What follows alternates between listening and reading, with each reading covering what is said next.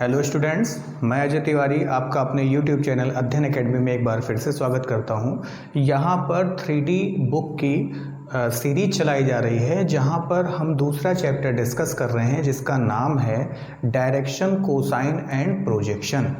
इसका पहला chapter discuss किया जा चुका है जिसका नाम है सिस्टम ऑफ कोऑर्डिनेट्स।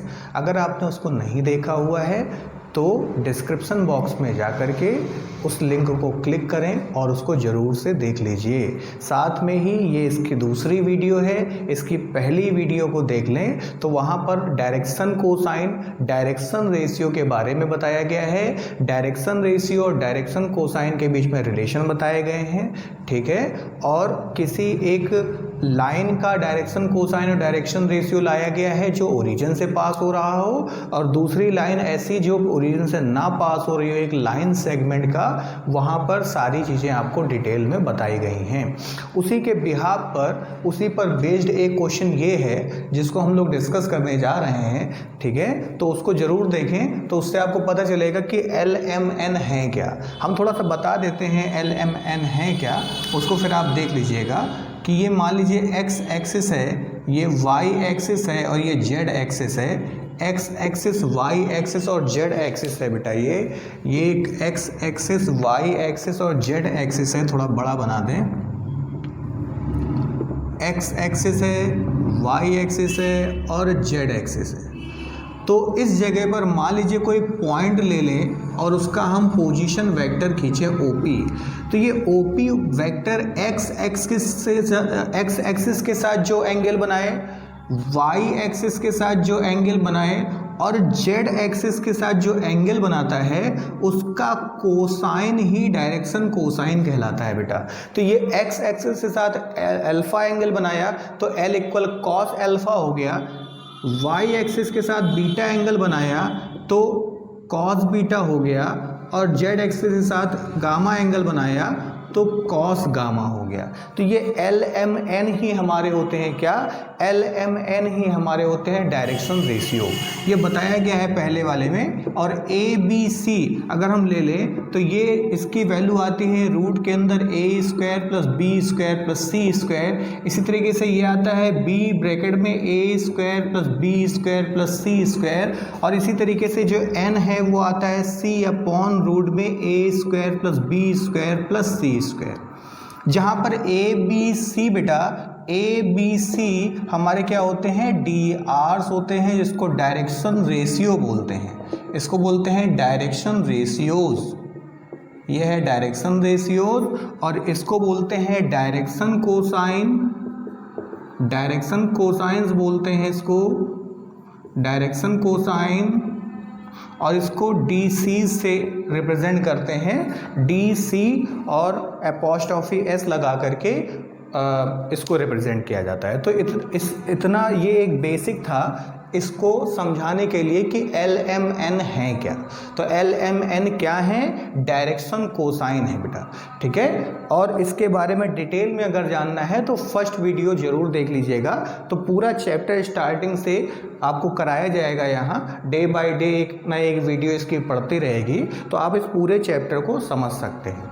आइए इसको डिस्कस करते हैं।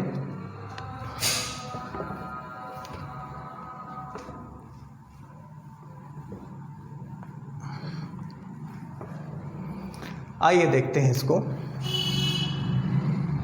फर्स्ट इक्वेशन क्या दी हुई बेटा? L - 5m + 3n = 0। ये हमारी फर्स्ट इक्वेशन है।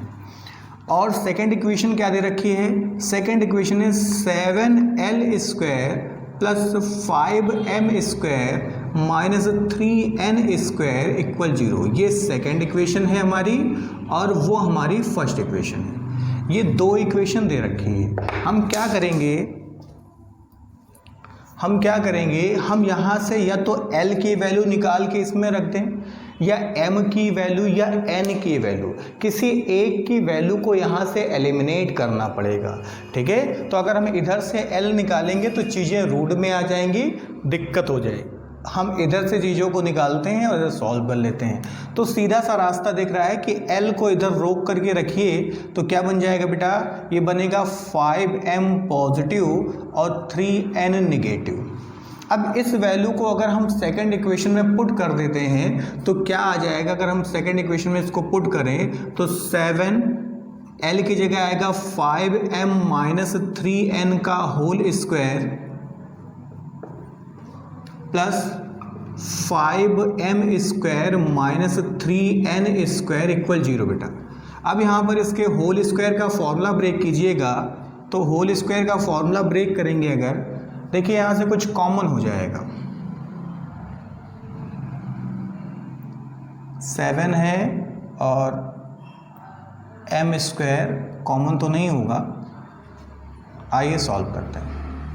यहाँ से आएगा बेटा ये क्या, होल स्क्वायर का फॉर्मूला ब्रेक कीजिए तो होल स्क्वायर का फॉर्मूला अगर आप ब्रेक करेंगे तो क्या बन जाएगा 25m स्क्वायर 9n स्क्वायर और 5 15 दूनी 30mn हो जाएगा बेटा।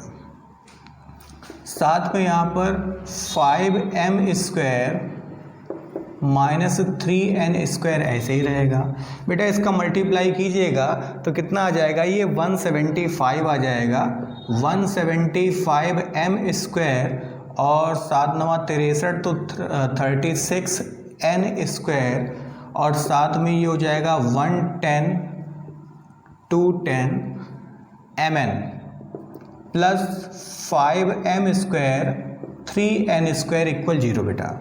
अब इनको सॉल्व कीजिए तो 180m square plus 60n square बेटा, यहाँ 30 से डिवाइड हो रहा है सब में, तो अगर 30 से डिवाइड करेंगे तो ये होगा 6m स्क्वायर और ये कितना हो जाएगा 2n स्क्वायर और ये 7mn हो जाएगा बेटा। इनका फैक्टर करें अगर तो 6 दूनी 12 और 12 का ऐसा फैक्टर कीजिएगा कि 5 बन जाए, कैसे किया जाए, सॉरी 7 बन जाए तो हो गया आराम से फैक्टर 6m स्क्वायर माइनस का 4mn माइनस का 3mn प्लस का 2n स्क्वायर इक्वल 0 बेटा। अब इसका फैक्टर करें यहाँ पर तो क्या आएगा, इन दोनों से क्या कॉमन है, तो इन दोनों से कॉमन है 2m कॉमन करेंगे तो यहाँ आएगा 3m माइनस 2n। यहाँ से क्या कॉमन है, यहाँ से खाली n कॉमन है तो आएगा 3m माइनस का 2n इक्वल 0 बेटा। तो यहाँ से आएगा 3m माइनस 2n एक ब्रैकेट में और 2m माइनस n दूसरे ब्रैकेट में। तो ये दो फैक्टर हमारे तैयार हो गए। अब हम क्या करेंगे, इन फैक्टरों को एक एक करके सॉल्व करेंगे और LMN की वैल्यू लेकर के आएंगे, ठीक है। तो आइए जरा देखते हैं, हम पहला फैक्टर उठा रहे हैं for 3m minus 2n equal 0। अगर हम इसको लेकर के चलें तो यहाँ से क्या आएगा बेटा, 3m इक्वल 2n तो m by n equal 2/3, m by n equal 2/3। इसको बेटा कोई एक इक्वेशन मान लीजिएगा, इक्वेशन नंबर फर्स्ट मान लें। अगर इक्वेशन नंबर फर्स्ट इसको कंसीडर कर लें, इस पूरे इक्वेशन को अगर हम फर्स्ट कंसीडर कर लें, सॉरी ए कंसीडर कर लें, तो फ्रॉम ए इक्वेशन को जरा इसके फॉर्म में बना लीजिए।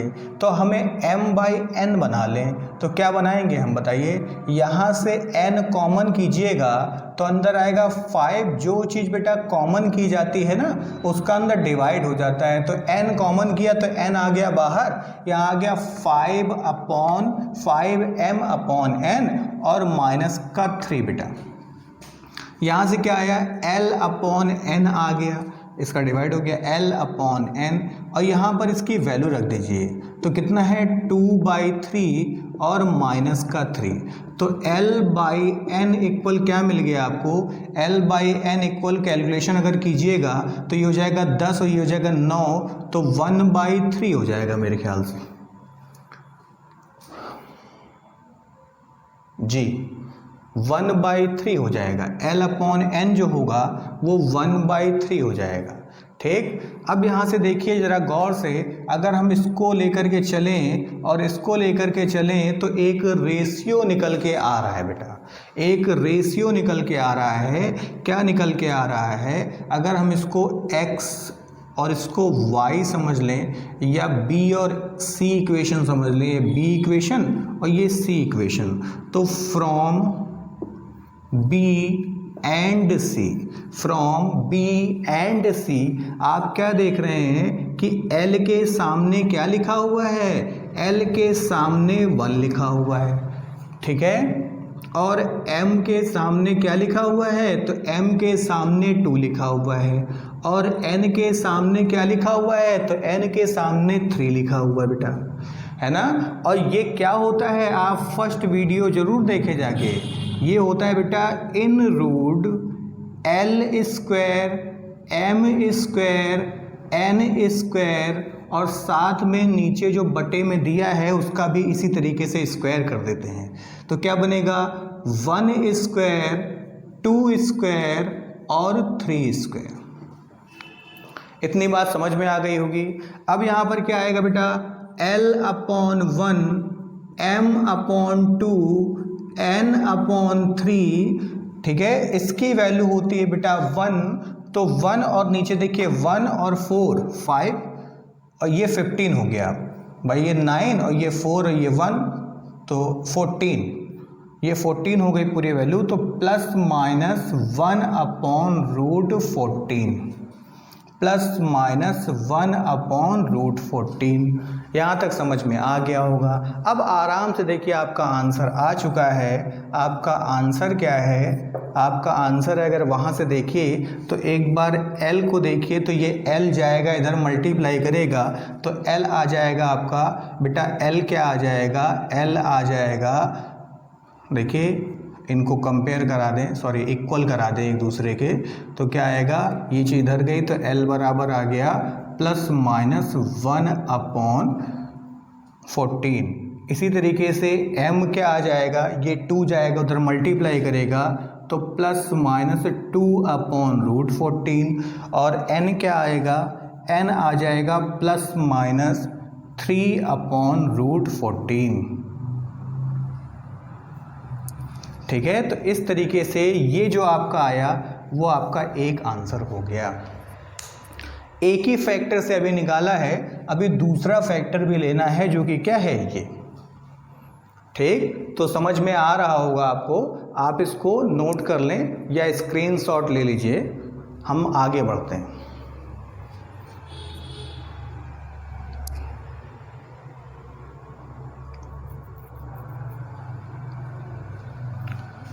एक काम करते हैं कि क्वेश्चन तो समझ में आ ही गया है आपको, तो हम इसको न रब करके हम इसी को हटा देते हैं यहाँ से, और इस फैक्टर के लिए बीच में सॉल्व कर ले रहे हैं।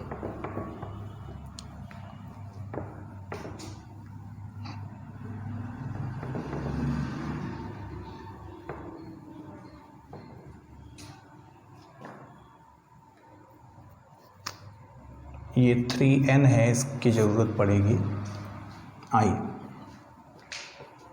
तो अब हम इस फैक्टर के लिए सॉल्व कर रहे हैं। फॉर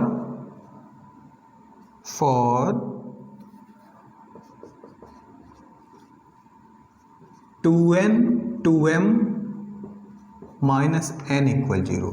अब हम 2m माइनस n इक्वल 0 के लिए सॉल्व कर रहे हैं बेटा, तो क्या आएगा बताइए? m इक्वल आ जाएगा बेटा m/n, या 2m इक्वल n, तो m/n इक्वल टू 1/2 आ गया। अब फिर से इसी इक्वेशन को देखिए, तो फ्रॉम a इक्वेशन क्या थी? ये थी, ये है इक्वेशन। तो अब यहाँ से हम क्या करें? फिर से n कॉमन कर लें। n जैसे ही कॉमन करेंगे m/n हो जाएगा, माइनस का 3 हो जाएगा, क्योंकि जो चीज़ कॉमन ली जाती है अंदर उसका भाग हो जाता है। इसका इधर डिवाइड कीजिए तो l/n, और यहाँ पर 5 और m/n की जगह 1/2 रख दीजिए, और ये हो गया 3। तो l/n इक्वल बेटा एलसीएम लेंगे तो ये होगा 5 और ये 6, तो माइनस का 1/2 आ जाएगा। ये 5 माइनस 6/2, तो फाइनली आ गया माइनस में 1/2। है ना। तो अब फिर से आप क्या देख रहे हैं, आप देख रहे हैं कि L के सामने क्या है -1, तो L अपॉन -1 आ गया। M के सामने क्या है +1, तो M अपॉन +1 आ गया। N के सामने क्या लिखा हुआ 2, तो क्या आ जाएगा बताइए, तो N के सामने 2 लिखा है तो N अपॉन 2 आ जाएगा। अब ये रिलेशन फिर से किसके इक्वल हो जाएगा, ये रिलेशन फिर से प्लस माइनस रूट में L² plus M² plus N², जो कि फर्स्ट वीडियो में आपको बताया गया है, जाके देख लीजिएगा। और यहाँ पर क्या होगा, ये जो नीचे लिखे होते हैं ये होते हैं डायरेक्शन रेशियोज, तो इनका स्क्वायर कर देंगे, तो -1 का स्क्वायर, 1 का स्क्वायर और 2 का स्क्वायर। तो यहाँ से होगा L अपॉन -1, M अपॉन 1 और N अपॉन 2। ये हो गया बेटा प्लस माइनस में 1 अपॉन √6 हो जाएगा, ये √6 हो गया। तो आपका जो और आंसर जो आना था एक, तो वो क्या आएगा बेटा, इसका इधर मल्टीप्लाई कीजिए तो माइनस में 1/6 हो जाएगा, ठीक है। और m क्या आएगा, मतलब प्लस माइनस, तो ये माइनस प्लस हो जाएगा, ठीक है। और इसी तरीके से n क्या आ जाएगा बताइए, m आ जाएगा प्लस माइनस 1 अपॉन √6 और n क्या आ जाएगा प्लस माइनस 2 अपॉन √6। तो ये आपके दोनों आंसर आ गए। तो इस तरीके से इस क्वेश्चन को सॉल्व करेंगे। उम्मीद कर रहे हैं आपको चीज़ें समझ में आई होंगी। अब एक क्वेश्चन हम आपको होमवर्क के लिए देंगे, आप ट्राई कीजिएगा, इसको आप स्क्रीनशॉट ले लें। एक क्वेश्चन आपको होमवर्क दे रहे हैं इसी के बिहाफ पे, उसको आप ट्राई करें, आंसर भी लिख। तो ये क्वेश्चन आप कीजिएगा, इसका आंसर जो है वो लिखा हुआ है, प्लस माइनस साइन लगाइए चाहे ना लगाइए, उसका कोई मतलब नहीं है, ठीक है। तो ये आप क्वेश्चन कीजिएगा। आज के लिए इस वीडियो में इतना ही, तब तक के लिए नमस्कार।